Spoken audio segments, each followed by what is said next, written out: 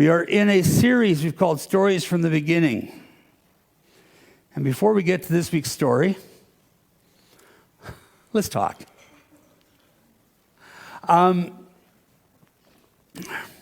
Anybody see any of the Alec Murdaugh trial this week or hear a little bit about it down in South Carolina? Alex, got some people back there that are waving at me. Alec was accused of killing his wife and his son back in 2021. Alex Murdaugh found guilty of murdering his wife and son. Very nice. The whole tangled web culminated in the indictment in a South Carolina county court of the Floundering Pig. It's listening to me. I didn't want it to listen to me. It kicked me out of my sermon and started talking to me, and I really didn't want that. Thank you. It's got a mind of its own. Please get out of it. Mind. Now Google has spoken, yeah. There we are. I thought I had the sound off, too, and it is. So I don't know how. It's really starting to get weird. Okay. So Alec was accused of killing his wife and his son, and what was kind of special about this trial is that it was totally circumstantial. They didn't have the murder weapon. They didn't have eyewitness testimony. They just had circumstantial evidence. And so if you're watching the trial, if you listen to any of the trial, you find out that they really made big deals out of certain things, like Alec Murdaugh took 283 steps just after 9 that night, which he hadn't taken that many steps, at any other time during the day. So they were trying to say, well, he must have been covering up the crime at that point. But sometimes when you're looking at something like that, you can get yourself confused as to what the crime is. So as I was watching some of this, and I was going, we're really easy with the amount of attention that the prosecutor was putting on these things, that you would think that maybe walking 283 steps at 9 o'clock is not a good thing to do. This is what got him. Or maybe the fact that he had his phone with him where he went, so maybe shut your phone off. The real crime, of course, was killing his wife and child. And I guess the reason why I'm saying that is because we sometimes do that with the Bible, I think. We look at a story and we get this impression from it, and we think that we've got a handle on it, and really we've totally missed the mark. And then, when people like me kind of read through the story and say, that's really not what it's saying, you get mad at us. So, we're going to do a story today, and this is one that is going to be a little bit hard for you, because you think the story is about something, and I don't think it is. Unfortunately, it's a very emotional story, so that even heightens the problem. So the story is the story of Sodom and Gomorrah. The problem is that we have taken the story of Sodom and Gomorrah and made it about homosexuality. And I think that misses the mark. We think, you wonder what God thinks about homosexuality. I've heard this a lot. Just look at what he did to Sodom. And that is a wrong way to look at it. What I'm not saying is that we can't have a discussion over whether homosexuality is right or wrong. We have that in the Leviticus Code. There's 2 quotes in Leviticus, the Holiness Code in Leviticus that we need to look at. We see it in Romans that Paul talks about. We see it in 1 Corinthians chapter 6, again Paul, and we see it in 1 Timothy 1, again Paul. But not in the story of Sodom and Gomorrah, and not in the story of Gibeah in Judges 19, which some commentators just think you should just rip out of your Bible and never read ever again. And if you've never read it, just don't read it. Although you're going to get a bit of it this morning. The other thing I want you to know is that the chapters and verses that we have are arbitrary. When Genesis was written, it didn't have chapter 1, verse 1. It just had a story. And later on, somebody tried to artificially divide them up into chapters and verses. For the story of Sodom and Gomorrah, it looks like we've got 2 chapters that should have been 1. In fact, the Masoretic text, which is written about 800 AD or CE, has Genesis 18 and 19 as one single story. If we do that, and I'm going to get a little bit deep here, Hebrew writers wrote differently than we do. If you're writing for a newspaper, you put the most important thing first, because you know nobody's going to read more than a paragraph or 2. So you've got to get all of those details in that first couple of paragraphs. And then hopefully you've hooked them enough that they'll read more. But you want to get everything out in those first couple paragraphs. If you're writing a novel, the most important happens at the end, right after the plot kind of gains, and then you have the climax, and you get your main point, and then you have the aftermath, which kind of returns you down. In Hebrew writing, it's like a tent. It starts here, and then it builds to the middle, and then it declines. And that whatever they put in the middle, that's the important thing. So we're going to look this morning. I'm just going to tell you the story. I'll tell you some of it. I will read some scripture, and I will give it in that chiasm kind of design, because I think there's a chiasm we need to see in this story. You ready? Maybe. Here's the diagram of the chiasm. Okay. So we're going to start in 18, Genesis 18. Abraham looked up and saw 3 men standing nearby. When he saw them, he hurried from the entrance to his tent to meet them and bowed low to the ground. He said, "If I have found favor in your eyes, my Lord, do not pass your servant by. Let a little water be brought, and then you may all wash your feet and rest under this tree. Let me go and get you something to eat so that you can be refreshed. Then go on your way, now that you have come to your servant." "Very well," they answered. "Do as you say." So this first kind of stage of this is Abraham's care for his visitors. We have to try to get our head around hospitality in the ancient world. Hospitality was a very important thing. When I go on a trip, when Nelda and I go on a trip, we often will try to book in a hotel or something along the way. And we usually, try to get that booking so we know where we're stopping, that night. And then we go, and then we have something to eat. And usually there's a McDonald's or something around where we can, get some high food. Dairy Queen for dessert.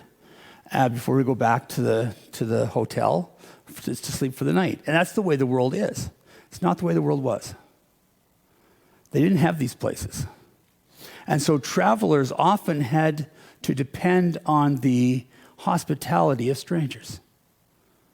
So here is Abraham, and he sees these strangers, and he knows what hospitality demands of him.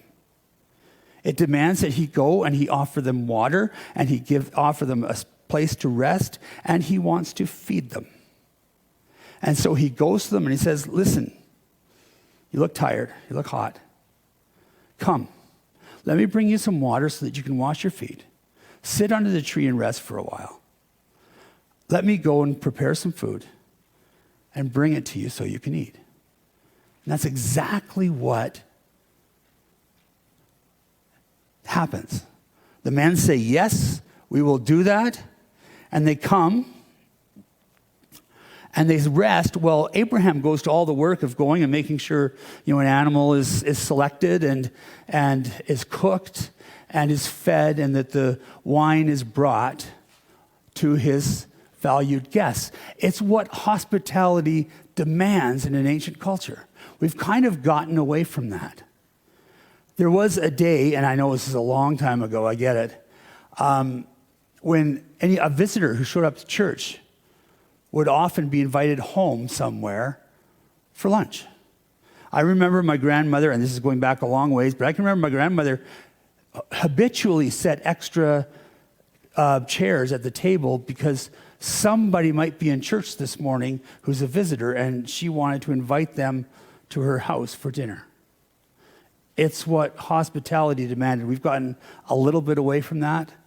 In my parents' generation, it was probably more, let's go out to a restaurant together. I can remember growing up, we had this, basically reserved seating at the Bar X Steakhouse, where a group of us would go, and anybody that was new would be invited to join this group of people at the steakhouse.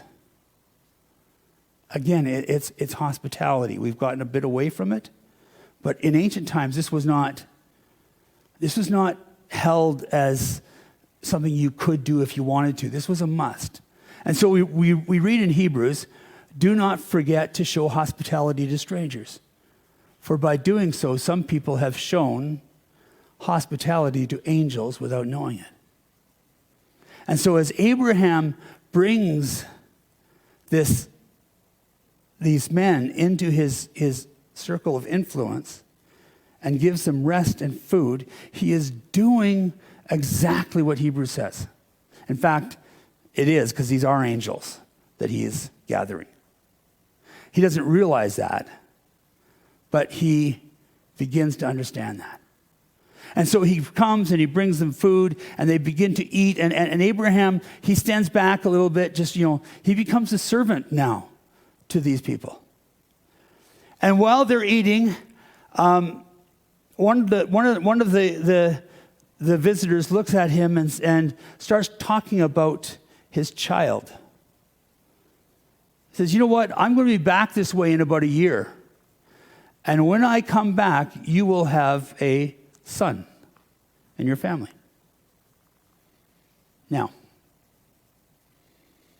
Abraham's old. He's well into his 90s, almost at the 100 mark, almost as old as my grandmother.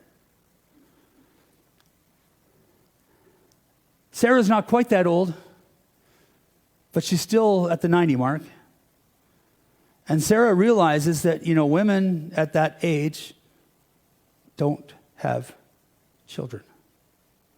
And so she's listening from her tent as these visitors have this conversation with Abraham, and she laughs. And one of the visitors says, why did Sarah laugh? And she said, I did not. You're right. She said, I didn't laugh. I didn't laugh. I didn't say anything.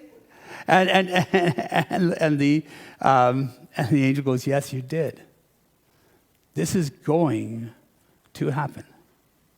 And it all happens in this time of Abraham's care for his visitors. Let me read again. Then the Lord said, shall I hide from Abraham what I am about to do? Abraham will surely become a great, powerful nation, and all nations on earth will be blessed through him. For I have chosen him so that he will direct his children and his household after him to keep the way of the Lord by doing what is right and just, so that the Lord will bring about for Abraham what he has promised him. And then the Lord said, the outcry against Sodom and Gomorrah is so great, and their sin so grievous, that I will go down and see if what they have done is as bad as the outcry that has reached me. If not, I will know. That next part of the story is Abraham's care for Sodom. So the first one was Abraham's care for his three visitors. Now his visitors are saying, you know what? Sodom is evil, and I'm going down to the city to find out. And if it's as bad as it is, I'm going to destroy the city. And you know what Abraham does? Abraham is sitting there with these angels, and he says, what if there's 50 righteous? What if there's a small church down there of righteous people? Will you destroy the righteous with the wicked? And God says, if I can find 50 righteous, I will not destroy the city. And Abraham goes, I might be so bold, but what if you can only find 45? Would you destroy the city for the lack of 5 people? And God says, no. If I can find 45 righteous, I will save the city. Abraham. Well, we started down this journey already, so what if you can only find 40? And God says, if I can find 40, I will not destroy the city. Oh, God, don't get angry at me, but what if you can only find 30? And God says, if I can find 30 people, I will not destroy the city. And then Abraham, okay, 20? And God says, no, if I can find 20, I won't destroy the city. Okay, one last try here. 10? And God says, if I can find 10 righteous people, I will not destroy the city. And Abraham takes a deep breath, and the visitors leave, and he goes back to his tent and waits to see what happens next. He did his best to care for Sodom. His concern was for the city. And he tried to bargain with God so that the city would survive even though they are evil.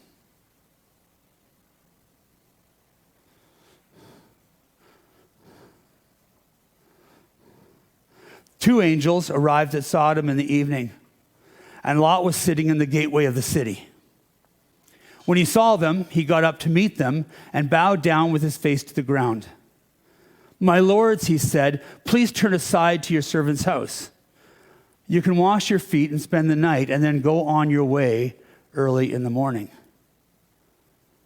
"No," they answered, "we will spend the night in the square."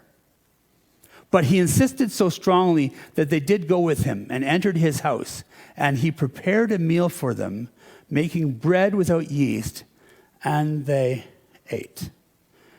That number C is Lot's care for his visitors. Lot was Abraham's nephew. He had learned well from his uncle what you do when visitors arrive. And he took them and he said, "Please come to my home. Let me water you. Let me feed you. Let me give you a place of rest." Now, the angels are there to find out if Sodom is as wicked as they say. And so they want to go to the town square. But Lot is insistent. He says, no, that's not what hospitality allows. Come with me to my house. Sleep in my house. Let me feed you and water you. I don't know whether Lot had been doing this for people or not, but he did it here. And so they decided that they would go with Lot into his house. I told you never to read Judges 19. This is where we have an intersection with Judges 19. Judges 19 is a story that parallels very closely the story of Sodom, except there isn't a happy ending. So we have, this time it's a Levite and a concubine come into a town called Gibeah. And they are planning on staying in the town square. They're traveling home. They went by Jerusalem, and the Levite's concubine said, "Why don't we stay in Jerusalem?" And the Levite said, "No, I want to stay in Israel." At the time, Jerusalem was not in the hands of the Israelites. It was in the hands of the Jebusites. He said, "Let's go on to an Israelite town." And so they went on to a place called Gibeah. They came into the Gibeah, and they were planning on sleeping in the town square. And an old man from Ephraim who owned a house in Gibeah came up, and he saw them in the town square, and the old man said, "Come to my house. Let me feed you. Let me take care of you. Let me give you hay for your animals. You can sleep in my house tonight, and you can continue on your way tomorrow."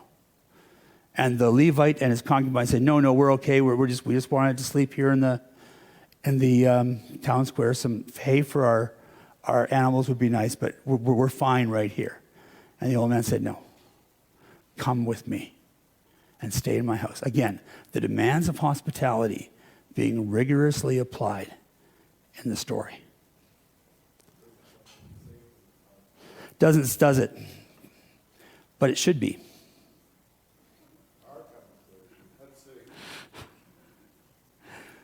Before they had, we're going back to Sodom now, before they had gone to bed, all the men from every part of the city of Sodom, both young and old, surrounded the house.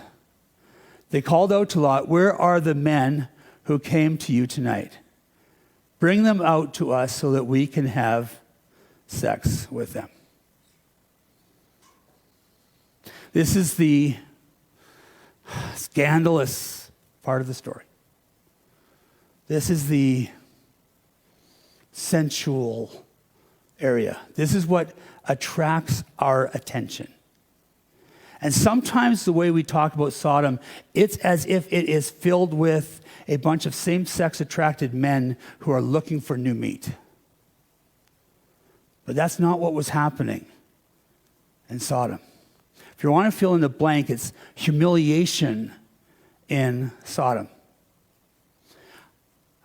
About a week and a half ago, I read an article, February 24th, on the war in Russia.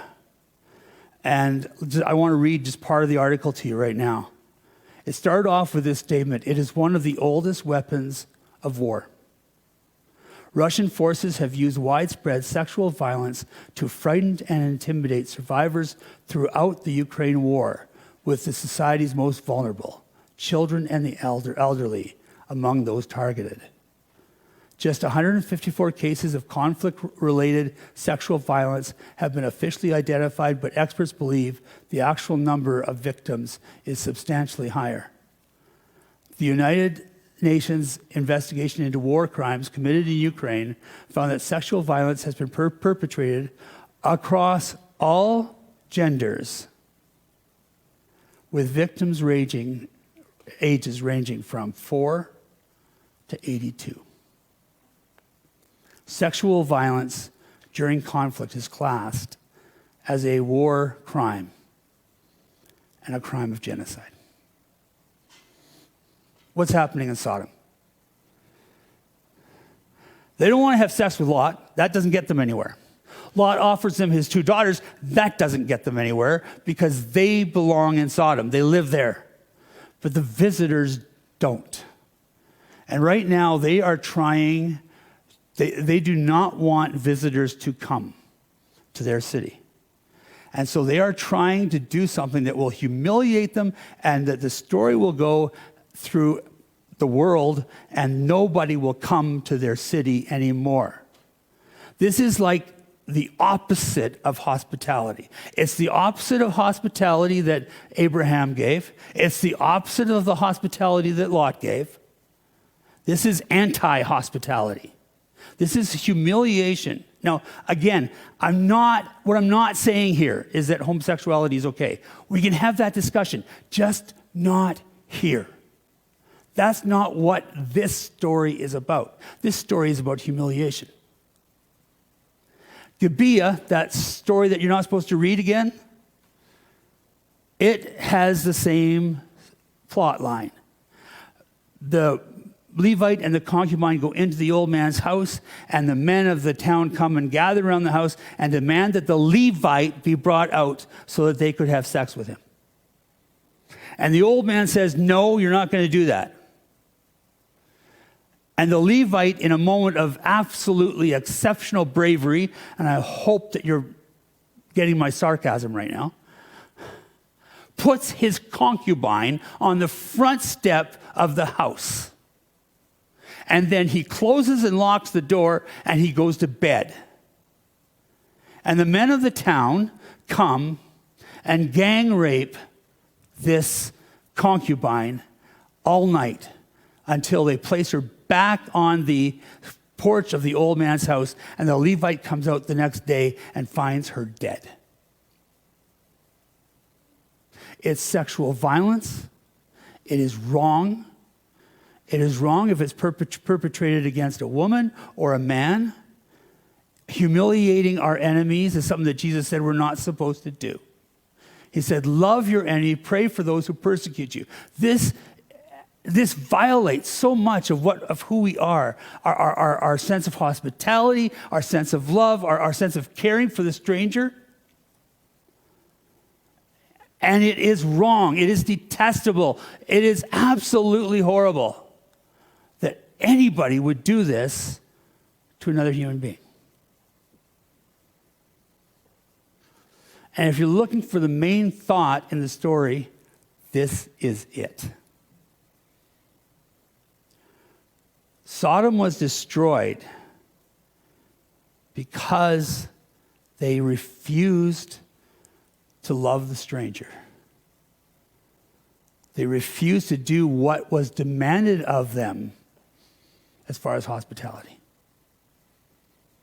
They just simply said, no, we're not going there.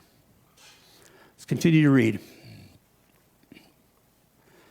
But the man inside reached out and pulled Lot back into the house and shut the door.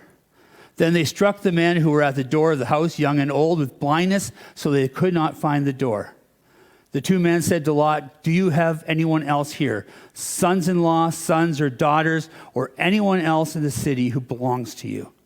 Get them out of here, because we are going to destroy this place.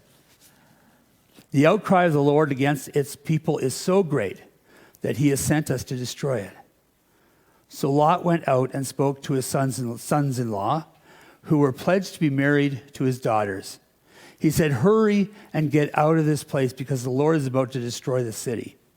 But the sons-in-law thought he was joking. We started off, or in our build-up, we said Lot's care for his visitors, and now it's Lot's rescue from Sodom. He cared for his visitors, and now his visitors are taking him out of Sodom. They're going to rescue him from what's coming. His sons-in-law will not come because they think he's joking. He grabs his daughter and his wife, and they take off out of the city to get out of the judgment that is coming. In Gibeah, the Levite comes out, sees his concubine there. He places her on a donkey and carries her home.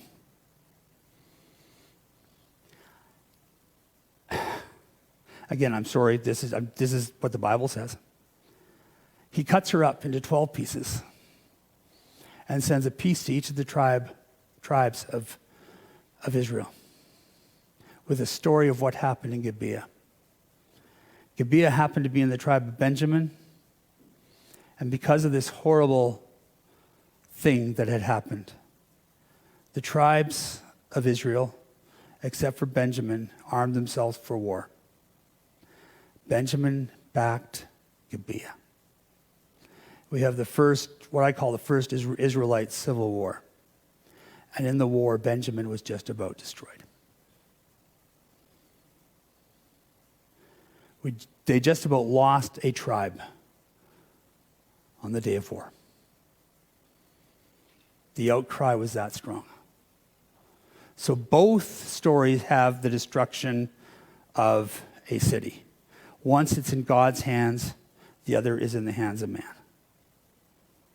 But the cities are destroyed. Lot is rescued. The old man is rescued. But almost the whole tribe of Benjamin is lost. Early the next morning, Abraham got up and returned to the place where he had stood before the Lord. He looked down towards Sodom and Gomorrah, towards all the land of the plain, and he saw dense smoke rising from the land, like smoke from a furnace. Again, the next blank is in B, we saw Abraham's care for Sodom, and now we're seeing Abraham witnesses the destruction of Sodom. Abraham gets up, looks down, sees the burning. Sodom is destroyed. He doesn't know what's happened to Lot. He had bargained for Sodom to be alive, but apparently they couldn't find 10 righteous people. And the city is destroyed, and I'm sure Abraham was just absolutely hurt to his core to watch the city burn. He hoped maybe his nephew had gotten out, but he didn't know. Lot and his 2 daughters left Zoar and settled in the mountains, for he was afraid to stay in Zoar. He and his daughters lived in a cave. One day the older daughter said to the younger, "Our father is old, and there is no man around here to give us children, as is the custom all over the earth. Let's get our father drunk. Let's get our father to drink wine, and then sleep with him and preserve our family line through our father." We started off with Abraham's care of his visitors. We end with Lot and his daughters. We start off with this beautiful story of the angels coming to this old couple who have wanted a child all of their lives, and they have never been able to have one. And the angel says, "Listen, but I'm coming back in a year, and when I come back, you will have a child." And Sarah laughed. She denied that she did. And then the angels left. We know that a year later, Isaac was born, and Abraham and Sarah had their child. With Lot and his daughters, we all of a sudden have a perversion of that. What is a beautiful story at the beginning is a horrible story at the end. It's a story that even pagans know is not right and shouldn't be there. It is a story that just reeks with wrong. But it is an extension of what happened again in Sodom.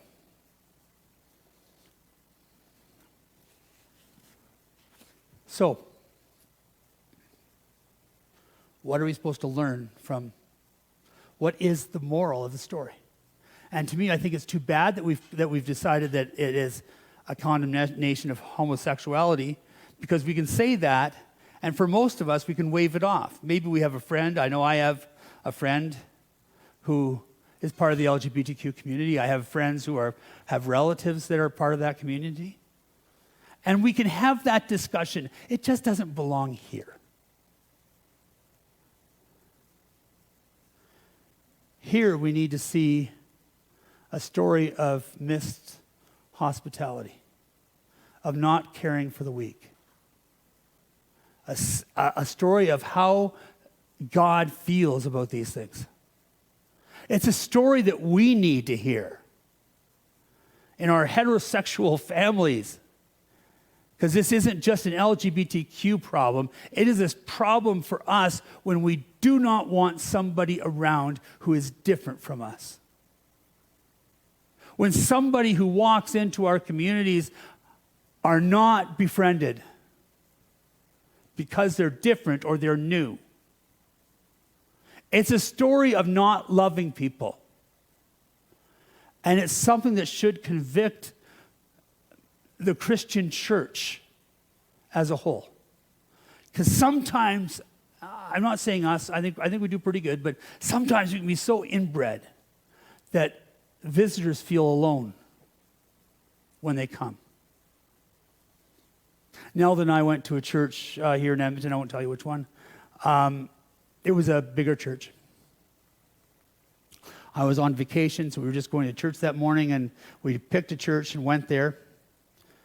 And we walked in through a crowded foyer, sat down, went through the whole service, the music and everything else, got up slowly, didn't rush out, kind of walked around, walked out, closed the door behind us. Not one person said hi. Not even the greeters. That's wrong. We should take that from this story, that not loving those who are strangers is wrong. God takes that very seriously. those who are different from us, different from me. My job is that I am supposed to love everybody that God brings into my circle of influence to the best of my ability. It's something that we should be exhibiting to the world. Come in here. We will love you. We will love you when your phone goes off. It's okay, Danielle. We love you. That's what we should take out of the story. That's where we should go. If you're wondering if I'm going out on a limb here, I'd like to read you a couple passages. The first is from Ezekiel. Listen to what Ezekiel says. Now, this was the son of your sister Sodom. She and her daughters were arrogant, overfed, and unconcerned. They did not help the poor and needy. They were haughty and did detestable things before me. Therefore, I did away with them, as you have seen. And we look at that word detestable and say, well, there's the homosexual element right there. Let me tell you, rape is detestable. Whether it's with a man or a woman, doesn't really matter. Humiliating your enemy is detestable. Not welcoming, not being hospitable is detestable. We don't need, I think often we go the other way so that it doesn't concern us. And this story should concern us. Second verse, and this is, I won't get sarcastic. This is Jesus speaking to his disciples, and he's talking about the hospitality of the towns that he is sending them out to. Listen to what he says. Do not get any gold or silver or copper to take with you in your belts. No bag for the journey, or extra shirt or sandals or staff, for the worker is worth his keep. Whatever town or village you enter, search there for some worthy person and stay in their house until you leave. As you enter the home, give it your greeting.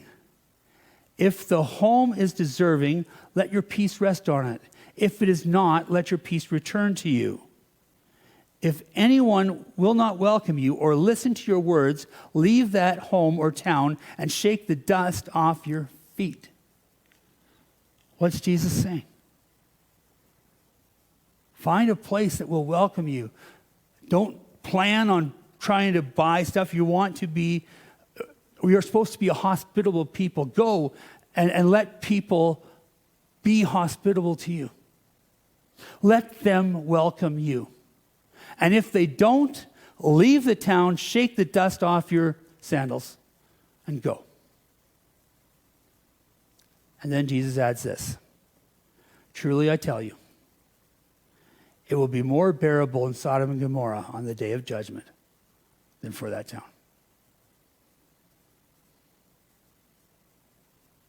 Why Sodom and Gomorrah? Because that was their sin. Their sin was that they wouldn't take care of the needy. They wouldn't take care of the stranger, the visitor. And Jesus says, this is what we need to do.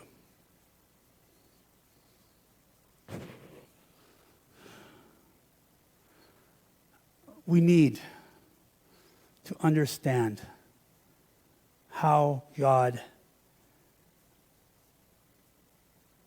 values people. All people. How God values community.